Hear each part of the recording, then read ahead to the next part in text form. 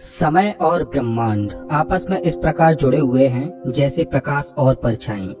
जिस प्रकार प्रकाश के पैदा होने से परछाई का जन्म होता है, उसी प्रकार ब्रह्मांड के अस्तित्व में होने से समय का आभास होता है। प्राचीन काल से ही लोग समय को जानने की कोशिश करते आए हैं और समय के बारे में अलग अलग परिभाषाएं देते आए हैं। अरस्तु का मानना था कि समय गति का एक प्रभाव हो सकता है। गति धीमी या तेज हो सकती है, लेकिन समय नहीं। न्यूटन के हिसाब से भी समय पूरे ब्रह्मांड में एक जैसा चल रहा था, लेकिन अल्बर्ट आइंस्टाइन ने अपनी थ्योरी ऑफ रिलेटिविटी में समय की परिभाषा को ही बदल दिया। अल्बर्ट आइंस्टाइन के अनुसार तो समय महज एक इल्यूजन यानी एक भ्रम है। अल्बर्ट आइंस्टाइन के अनुसार ब्रह्मांड में समय की चाल हर जगह एक जैसी नहीं है। ब्रह्मांड में कहीं समय की चाल धीमी है तो कहीं पर तेज।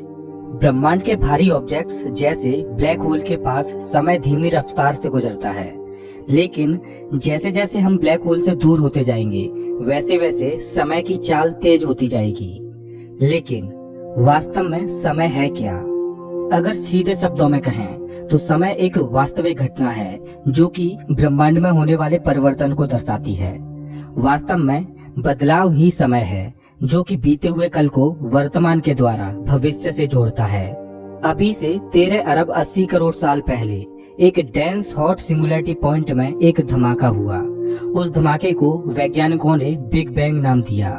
बिग बैंग से जन्म हुआ ब्रह्मांड का।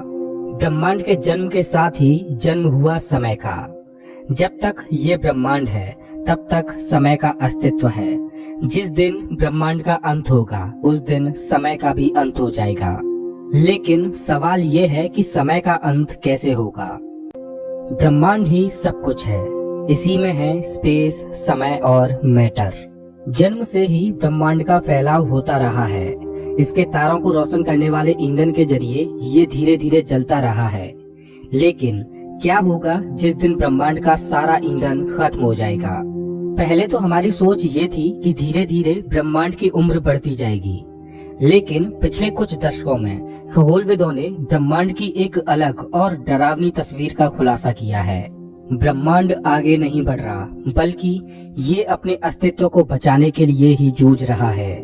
भले ही हमें पृथ्वी पर सब कुछ ठीक ठाक लगे, लेकिन ब्रह्मांड में अपने अस्तित्व को बचाने के लिए एक युद्ध सा चल रहा है। ब्रह्मांड अपने अस्तित्व को बचाने के लिए समय की शुरुआत से ही युद्ध कर रहा है। ब्रह्मांड में दो खतरनाक शक्तियां अपना अपना नियंत्रण पाने के लिए जूझ रही हैं। पहली शक्ति है ग्रेविटी, जो ब्रह्मांड की हर एक चीज को एक साथ लाकर कुचलने की फिराक में है, जो ब्रह्मांड को आग के एक बड़े गोले में बदलकर खत्म करना चाहती है। और दूसरी शक्ति है फैलाव, जो गैलेक्सीज को दूर दूर तक खींचकर ब्रह्मांड को ठंडा करके इसे जमा कर खत्म करने की कोशिश में है। इन दो शक्तियों में जीत किसकी होगी? ग्रेविटी की या फैलाव की? या फिर ये मुकाबला बराबर पर ही रहेगा? ब्रह्मांड की इन दो महाशक्तियों की रस्साकसी में जो भी शक्ति भारी पड़ेगी वही शक्ति ब्रह्मांड का अंत कर देगी। इन दो महाशक्तियों के मुकाबले में 3 नतीजे निकलेंगे। पहला नतीजा होगा बिग फ्रीज। अगर ब्रह्मांड का फैलाव ऐसे ही चलता रहा तो एक दिन पूरा ब्रह्मांड ठंडा होकर जम जाएगा। दूसरे नतीजे में अगर ब्रह्मांड के फैलाव और ग्रेविटी में रस्साकसी जारी रही और ये दोनों शक्तियां हमेशा अपने अस्तित्व के लिए जूझती रहीं, तो ब्रह्मांड में एक नाजुक संतुलन बन जाएगा, जिससे ब्रह्मांड का एक खास आकार बन जाएगा और ये अनंत काल के लिए वैसा ही बना रहेगा। तीसरा नतीजा होगा कि ग्रेविटी की जीत होगी और ये संपूर्ण ब्रह्मांड को एक पॉइंट पर खींचना शुरू कर देगी और संपूर्ण ब्रह्मांड एक पॉइंट में सिमट जाएगा और ब्रह्मांड उसी स्थिति में पहुंच जाएगा जहां से इसका जन्म हुआ था। उस स्थिति को बोला जाएगा बिग क्रंच। हो सकता है कि बिग क्रंच के बाद फिर से बिग बैंग हो और एक नया ब्रह्मांड बने। इन दो महाशक्तियों में जो भी शक्ति जीतेगी वही शक्ति समय का अंत करेगी, और इसका कारण ये होगा कि समय हमेशा एक ही डायरेक्शन में चलता है, फॉरवर्ड डायरेक्शन में। समय हमेशा भविष्य की ओर बहता रहेगा। समय के इस बहाव को एरो ऑफ टाइम बोला जाता है। अब यहाँ पर एक सवाल सामने आता है कि समय हमेशा भविष्य की ओर फॉरवर्ड डायरेक्शन में ही क्यों बढ़ता रहता है? समय कभी अतीत की ओर क्यों नहीं चलता? तो इसका जवाब है थर्मोडायनामिक्स के सेकंड लॉ में एक टर्म आता है एंट्रोपी। ब्रह्मांड में डिसऑर्डर बढ़ रहा है। जैसे एक समय था जब संपूर्ण ब्रह्मांड एक छोटे से पॉइंट में समाहित था, फिर बिग बैंग धमाके से ब्रह्मांड फैलने लगा और आज भी ब्रह्मांड फैल रहा है और ब्रह्मांड में डिसऑर्डर बढ़ रहा है। यही है एंट्रोपी। चलिए इसको एक एग्जांपल से समझते हैं। मान लो आपने एक कागज लिया और उसको कई टुकड़ों में फाड़ दिया। अब मैं आपसे कहूँ कि आप उस कागज को पहले जैसा कर दो, तो क्या आप कर पाओगे? शायद आप टेप या गोंद लगाकर उसको चिपका दो, लेकिन ऐसा करने से क्या वो कागज पहले जैसा हो जाएगा? नहीं। यही है एंट्रोपी। मतलब ब्रह्मांड में डिसऑर्डर हर क्षण बढ़ता जा रहा है और ये डिसऑर्डर केवल बढ़ सकता है, कम नहीं हो सकता। बढ़ते हुए डिसऑर्डर के चलते ही हम बीते हुए कल और आज में फर्क महसूस कर पाते हैं। डिसऑर्डर की वजह से ही हमें चीजों में बदलाव नजर आता है और यही बदलाव हमें समय की अनुभूति कराता है। सोचो, अगर ब्रह्मांड में समय रुक गया तो बदलाव की सारी प्रक्रियाएं रुक जाएंगी, एंट्रोपी भी। या यूं कहें कि अगर ब्रह्मांड में डिसऑर्डर रुका तो समय भी ठहर जाएगा। कहने का मतलब एंट्रोपी की वजह से हम पास्ट और प्रेजेंट में अंतर महसूस करते हैं। अगर एंट्रोपी नहीं होगी तो ब्रह्मांड में कोई भी बदलाव नहीं होगा। अगर ऐसा होगा तो हम आज के समय में और करोड़ों साल बाद के समय में कोई भी अंतर महसूस नहीं करेंगे। ना ही हम कभी बूढ़े होंगे और ना ही हम कभी मरेंगे।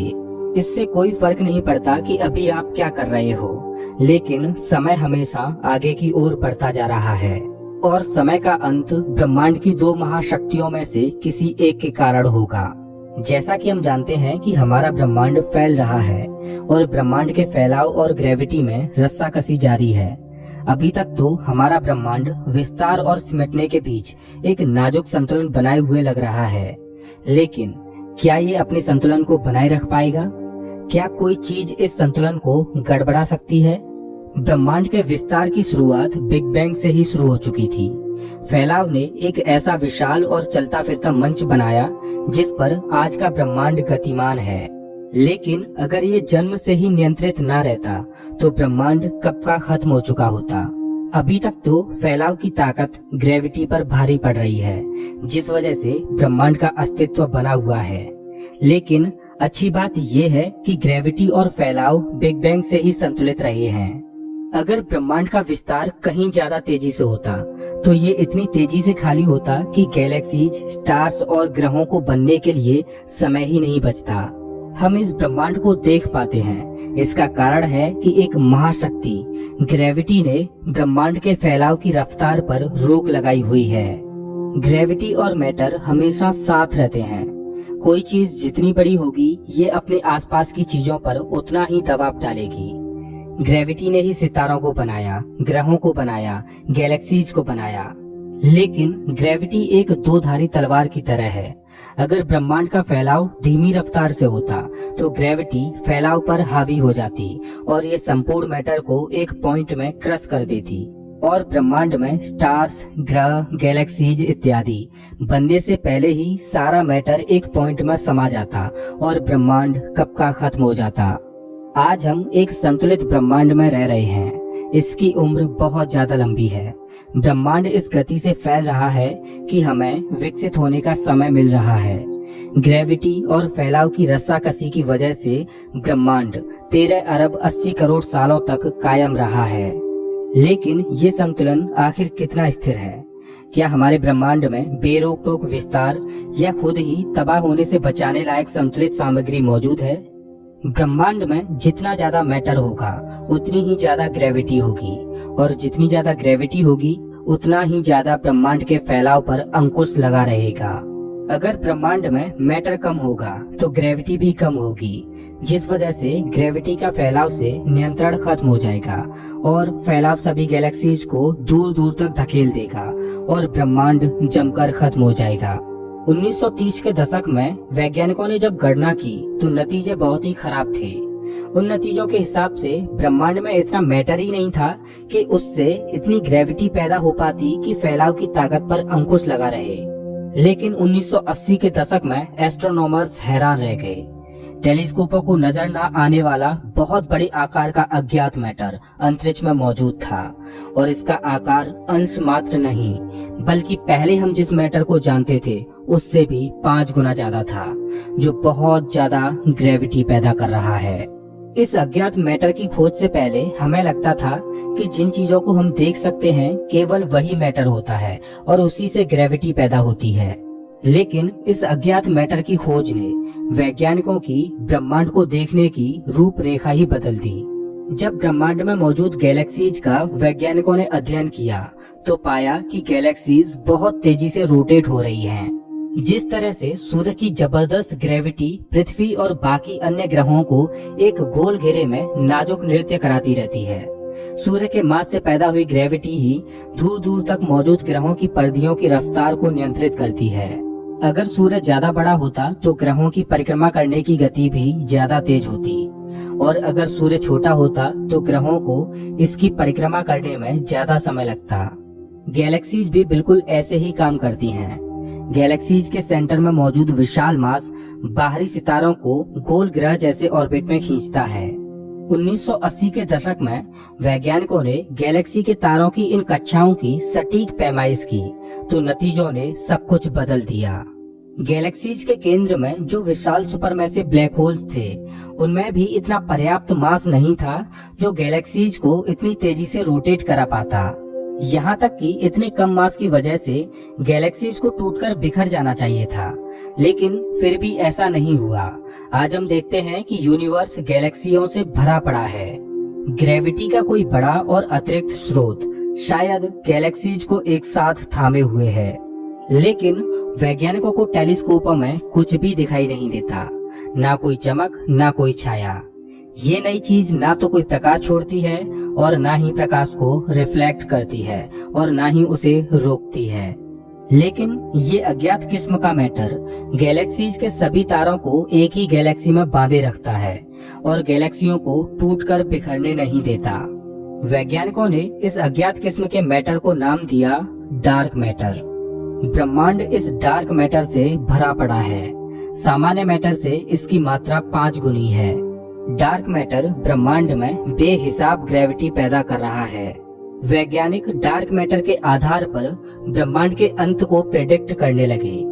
वैज्ञानिक मानने लगे कि किसी दिन सामान्य मैटर और डार्क मैटर से पैदा हुई ग्रेविटी ब्रह्मांड के विस्तार को रोक देगी और ग्रेविटी फैलाव पर भारी पड़ेगी। फैलता हुआ ब्रह्मांड फिर से सिकुड़ने लगेगा। सभी गैलेक्सियां एक दूसरे के पास आती जाएंगी और आपस में टकराकर मर्ज हो जाएंगी। बेहिसाब ग्रेविटी मैटर को तब तक क्रश करते जाएगी जब तक ब्रह्मांड का संपूर्ण मैटर एक सघन बिंदु में ना समा जाए। एक दिन ब्रह्मांड उसी जगह पर पहुंच जाएगा जहां से इसकी शुरुआत हुई थी, बिग बैंग पर। जब ब्रह्मांड सिकुड़कर एक डॉट में समा जाएगा, ब्रह्मांड के अंत की उस घटना को वैज्ञानिकों ने नाम दिया है बिग क्रंच। कुछ लोग मानते हैं कि जब बिग क्रंच होगा तब उस पॉइंट में एक बार फिर से बिग बैंग होगा और एक नए ब्रह्मांड का एक नई टाइमलाइन पर जन्म होगा। अगर ऐसा होगा तो क्या हमारा ब्रह्मांड जिस बिग बैंग से जन्मा है, तो क्या उससे पहले कोई बिग क्रंच था? अगर ऐसा है तो बिग बैंग और बिग क्रंच आखिर कितनी बार हुआ होगा? क्या ये ब्रह्मांड के जन्म और मरण की एक इन्फिनाइट साइकिल है? लेकिन जब वैज्ञानिक डार्क मैटर के बिग क्रंच को समझने के करीब थे तो ब्रह्मांड ने उनके सामने एक और बड़ी चुनौती रख दी। कोई अनजान ताकत ब्रह्मांड को एक अलग अंत की ओर तेजी से धकेलती हुई लग रही थी। ग्रेविटी और फैलाव पिछले 14 अरब सालों से ब्रह्मांड पर कब्जा करने की सोच रहे हैं। फैलाव इसको बाहर की ओर धकेलता है और ग्रेविटी इसको अंदर की ओर खींचती है।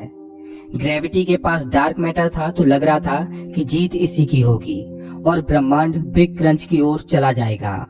लेकिन फिर एक हैरतअंगेज खोज ने हमारा ब्रह्मांड को देखने का नजरिया ही बदल दिया। सन 1990 के आसपास वैज्ञानिकों ने ब्रह्मांड के विस्तार के इतिहास को नापने का फैसला किया ताकि वो ये जान पाएं कि ब्रह्मांड के फैलाव की गति कहीं इतनी धीमी तो नहीं हो रही कि एक दिन इसे बिग क्रंच का सामना करना पड़े, या फिर कहीं ऐसा तो नहीं कि ये हमेशा के लिए फैलता ही जाए। वैज्ञानिकों की शोध ने दुनिया को हैरत में डाल दिया। ब्रह्मांड के फैलाव की गति धीमी नहीं बल्कि तेज हो रही है और फैलाव की ये गति हर पल बढ़ती जा रही है। एक अदृश्य और रहस्यमय शक्ति ब्रह्मांड के फैलाव को तेज करती जा रही है। ब्रह्मांड का ये फैलाव फिजिक्स के नियमों के उलट हो रहा है। फैलाव को एनर्जी बिना किसी चीज के मिल रही थी, स्पेस के वैक्यूम से। वैक्यूम का मतलब होता है एकदम खाली जगह जिसमें कोई भी पार्टिकल ना हो, जिसका ना तो कोई तापमान हो और ना ही एनर्जी हो। लेकिन ये बात सच नहीं। खाली जगह में एक एनर्जी होती है जो कि ग्रेविटेशनल रिपल्सन पैदा करती है। ये एनर्जी एक तरह की एंटी ग्रेविटी पैदा करती है। इस शक्ति को वैज्ञानिकों ने डार्क एनर्जी नाम दिया। वैज्ञानिकों ने अंतरिक्ष में मौजूद डार्क एनर्जी को नापने के लिए अपने बेहतरीन स्पेस टेलीस्कोपों को कैलिब्रेट किया और नतीजे दिमाग को चकराने वाले थे। ब्रह्मांड के मास के मुकाबले डार्क एनर्जी की तादाद 3 गुना थी। सबसे बड़ी ताज्जुब की बात तो ये है कि स्पेस जितना ज्यादा फैलता है तो वहाँ उतनी ही ज्यादा मात्रा में डार्क एनर्जी महसूस होती है। डार्क एनर्जी एक ऐसी एनर्जी है कि जब ये गैलेक्सीज को धकेलती है तो स्पेस में वैक्यूम बढ़ता जाता है, जिस वजह से रिपल्सन भी बढ़ता जाता है और डार्क एनर्जी और ज्यादा बढ़ जाती है। ब्रह्मांड की गति धीमी होने की बजाय जो बढ़ रही है, इसका कारण है बढ़ती हुई मात्रा में dark energy. Dark energy big crunch theory को खत्म करती नजर आती है, लेकिन वैज्ञानिक ये नहीं जानते कि डार्क एनर्जी, विस्तार और स्पेस आपस में किस तरह से जुड़े हुए हैं। अगर स्पेस की मात्रा का आकार दोगुना हो जाए तो क्या डार्क एनर्जी भी दोगुनी बढ़ जाएगी या ये उससे भी ज्यादा बढ़ेगी? अगर स्पेस के बढ़ने से डार्क एनर्जी कई गुना बढ़ती जाएगी तो ब्रह्मांड का अंत बहुत ही डरावना होगा। जब डार्क एनर्जी की मात्रा बढ़ती जाएगी तो ये ग्रेविटी पर इस कदर हावी होगी कि ये गैलेक्सीज को भी तहस नहस कर देगी। जब डार्क एनर्जी अपने चरम पर होगी तो सबसे पहले गैलेक्सी फटना शुरू होंगी, फिर गैलेक्सीज के अंदरूनी हिस्से फटने लगेंगे और उसके बाद सौर मंडलों का भी यही हाल होगा। डार्क एनर्जी स्टार्स, ग्रहों और चट्टानों को फाड़ देगी। डार्क एनर्जी का कहर यही नहीं रुकेगा, वो सूक्ष्म स्तर पर मौजूद एटम्स को भी फाड़ देगी। ब्रह्मांड का ये अंत बहुत ही बेरहमी से और तेजी से होगा। डार्क एनर्जी मैटर के अस्तित्व को ही खत्म कर देगी। मैटर का अपना अस्तित्व खो जाने के बाद ब्रह्मांड का अंत हो जाएगा, साथ ही अंत हो जाएगा समय का। ब्रह्मांड के इस अंत को वैज्ञानिकों ने नाम दिया है बिग रिप। अगर ब्रह्मांड में स्पेस के बढ़ने से डार्क एनर्जी कई गुना ना बढ़कर 1:1 के अनुपात में बढ़े, मतलब 1 गुना स्पेस बढ़े तो 1 गुना ही डार्क एनर्जी बढ़े, इस स्थिति में ब्रह्मांड हमेशा के लिए फैलता जाएगा और ठंडा होता जाएगा। गैलेक्सीज में मौजूद स्टार्स का ईंधन धीरे धीरे खत्म होता जाएगा और गैलेक्सीज में अंधेरा छाता जाएगा। सभी गैलेक्सीज में सिर्फ मरे हुए तारों के अवशेष बचेंगे, जैसे ब्लैक होल, गैस और धूल के ठंडे बादल। सितारों का दौर खत्म हो जाएगा और ब्लैक होल्स का दौर शुरू हो जाएगा। ब्लैक होलों से भरी गैलेक्सीज विकसित होती रहेंगी। गैलेक्सीज में मौजूद ब्लैक होल्स एक दूसरे से मिलते रहेंगे और पहले से ज्यादा बड़े होते जाएंगे। पहले वैज्ञानिक सोचा करते थे कि ब्लैक होल्स अमर होते हैं, लेकिन एक दिन इनकी भी मौत होगी। ब्लैक होल्स हॉकिंग्स रेडिएशन के द्वारा इवेपोरेट होते जाएंगे और छोटे होते जाएंगे और खत्म होते जाएंगे। जिस दिन ब्रह्मांड का आखिरी ब्लैक होल अपनी दम तोड़ेगा, उस दिन अंत होगा इस ब्रह्मांड का और समय का। ब्रह्मांड के इस तरह के अंत को वैज्ञानिकों ने नाम दिया है बिग फ्रीज, जिसमें ब्रह्मांड को ठंडी और धीमी मौत का सामना करना पड़ेगा, जो खरबों खरब साल तक कायम रहेगी। अब ब्रह्मांड का अंत बिग क्रंच से होगा या बिग रिप से या फिर बिग फ्रीज से? इस सवाल का जवाब डार्क एनर्जी के रहस्य में छिपा है। लेकिन हमारा ये ब्रह्मांड खुद से जुड़े राज आसानी से उजागर नहीं करता और डार्क एनर्जी और डार्क मैटर की ही तरह अभी शायद कई आश्चर्यजनक तथ्य हमारा इंतजार कर रहे हैं, और ये आश्चर्य उन रहस्यों और चमत्कारों की तादाद और बढ़ाएंगे जो हमारे ब्रह्मांड ने हमारे लिए छुपा रखे हैं। इस ब्रह्मांड में क्या क्या है, इस बारे में हम अभी ज्यादा कुछ नहीं जानते। हम फिलहाल खोज के एक दौर से गुजर रहे हैं जहां अभी बहुत सी खोजों का होना बाकी है। पृथ्वी पर भले ही हमें सब कुछ शांत लगे, लेकिन डार्क एनर्जी और ग्रेविटी की रस्साकसी में एक भीषण युद्ध चल रहा है और इन दोनों महाशक्तियों में युद्ध समय की शुरुआत से ही शुरू हो चुका था और समय के अंत तक चलता रहेगा। दोस्तों, आपको क्या लगता है कि ब्रह्मांड और समय का अंत किस महाशक्ति के जीतने से होगा? प्लीज कमेंट बॉक्स में जरूर बताएं। अगर आपको ये वीडियो अच्छा लगा हो तो इसे लाइक करें और ऐसे ही मजेदार वीडियोज के लिए चैनल को सब्सक्राइब करें, साथ ही बेल आइकॉन दबाएं।